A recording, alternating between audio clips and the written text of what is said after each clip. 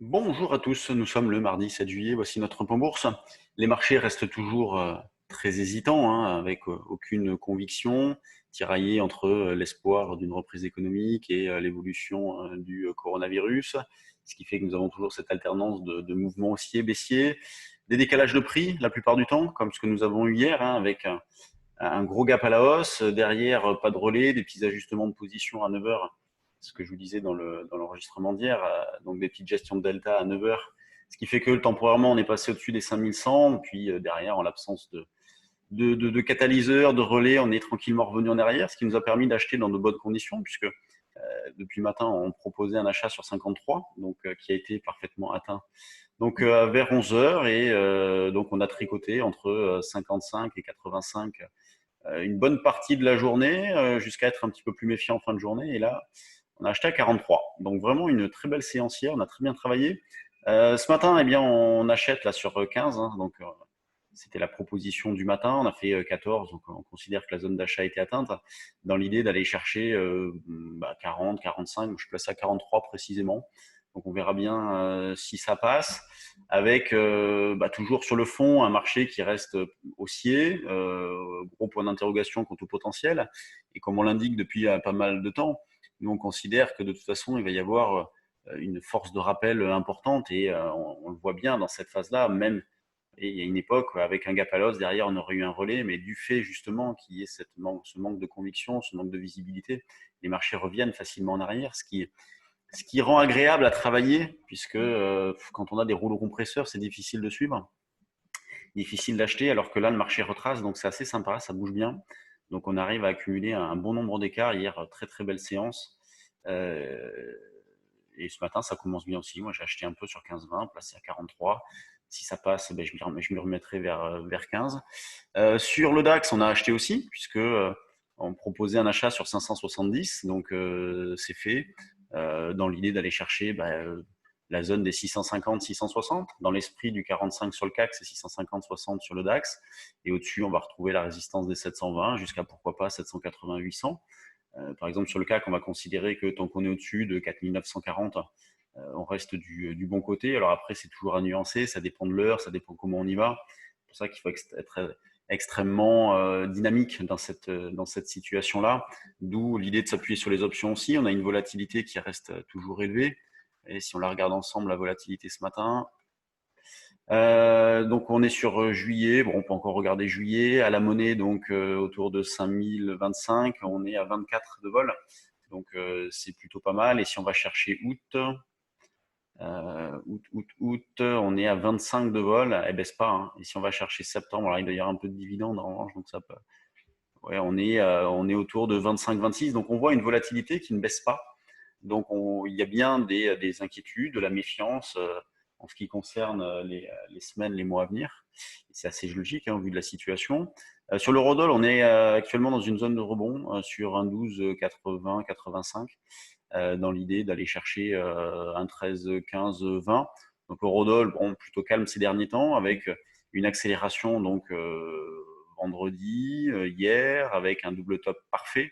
Donc hier avec le 23 juin, donc vraiment à la règle et au crayon, à 2-3 pips près, c'est impec. Et donc là, on revient en arrière, donc un 12,80, zone d'achat, ce qu'on avait proposé ce matin, avec des niveaux d'information pour le coup qui sont un petit peu loin. On ne peut pas trop les remonter dans cette phase-là, c'est pas évident. Quand on passe du côté des actions, bon, on a proposé quelques valeurs, hier notamment, avec sur les valeurs du CAC une majorité de valeurs dans le rouge. Sodexo, donc, qui a sorti ses chiffres, profit warning, euh, baisse, je crois, de 30% du chiffre d'affaires sur le deuxième trimestre. Bon, c'est assez logique, donc qui est en baisse de 2,6%. On a Unibail qui est toujours en souffrance, qui reste scotché en bas. Technip, la plus forte hausse, 0,78. Donc c'est assez régulier. Donc ça, c'est à remarquer. Plus fort, vous voyez, on a une majorité de valeurs entre -1 et 0. Bon, là, je pense que c'est la moitié, les deux tiers du CAC, entre -1 et 0. Donc c'est vraiment de l'arbitrage. C'est pas, il n'y a pas de flux vendeur ou quoi que ce soit. Donc rien d'annonciateur d'un retracement marqué. Juste voilà, des petits arbitrages qui se mettent en place. Et au niveau du CAC, je pense que le volume est faible. Et 213 millions, effectivement, il est très faible. Donc, parce que là, il est 9h37. Dans les screeners volume, donc on a Solocal qui bouge beaucoup en ce moment. Solocal, la voici, qui hier a ouvert à moins 25, 30, je crois, à un moment donné. Elle termine à moins 24, ouais, donc c'était pire que ça. Et là, elle est en hausse de 5. Gossin, Séché Environnement, qui est pas mal, hein. Hier, il y a eu un volume énorme. C'est une valeur qu'on a proposée, donc on l'a joué. On a déclenché le signal. L'idée, c'est d'aller chercher le double top dans cette zone-là. Je ne sais plus ce que j'avais mis comme objectif. Il a peut-être été atteint d'ailleurs. L'objectif numéro 1, voyons voir, qu'est-ce que j'avais proposé. Sécher, 36,48. 36,48 au plus haut, on a fait 40. Ah, il en manque un petit bout. Bon, dommage. Espérons que ce soit pour un petit peu plus tard dans la journée. Ensuite, on a Genoé aussi qui bouge, donc Monakea. Toujours difficile, hein, de trouver des idées. Bon, c'est pas un grand moment, donc on voit bien que sur des impulsions haussières, bon, hormis Séché qui confirme, les autres, c'est pas terrible. Donc on essaye aussi d'acheter des valeurs sur repli. On est à l'affût, on essaye de trouver des idées dans un marché de toute façon qui n'en voit pas grand-chose, hein, sur la suite. Il est toujours très probable qu'on ait cette forte hésitation-là. En tout cas, c'est notre plan principal, une évolution la plupart du temps entre 4007, 5002 par exemple, ou 4005, 5000. Bon, pour l'instant, ça peut être plutôt 4007, 5002. Donc on est vraiment dans ce scénario-là. D'où l'idée de profiter de retracement pour tenter des petits achats.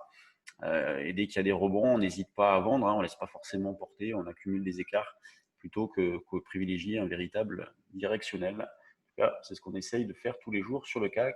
Et allez, là, on est à 5030 points. Bon, allez, qu'on aille chercher à 40-45, qu'on fasse l'écart et qu'on bouge. Bon, allez, je vous laisse. Jeudi, des trading live, si vous avez de l'intérêt. Vous voulez partager une matinée de trading avec nous, donc c'est de 9h à midi. Ça s'annonce sympa puisque les marchés bougent bien, donc c'est sûr qu'on est tributaire des marchés, hein, pendant ces événements-là, mais là, ça bouge bien en ce moment. Donc, il y a pas mal de choses à faire. Si vous voulez nous poser des questions sur les actions avant les vacances, ça sera le dernier des trading live avant les vacances, puisque nous n'en ferons pas. Et donc après, ça sera en septembre. Allez, je vous laisse. Bonne journée et à demain.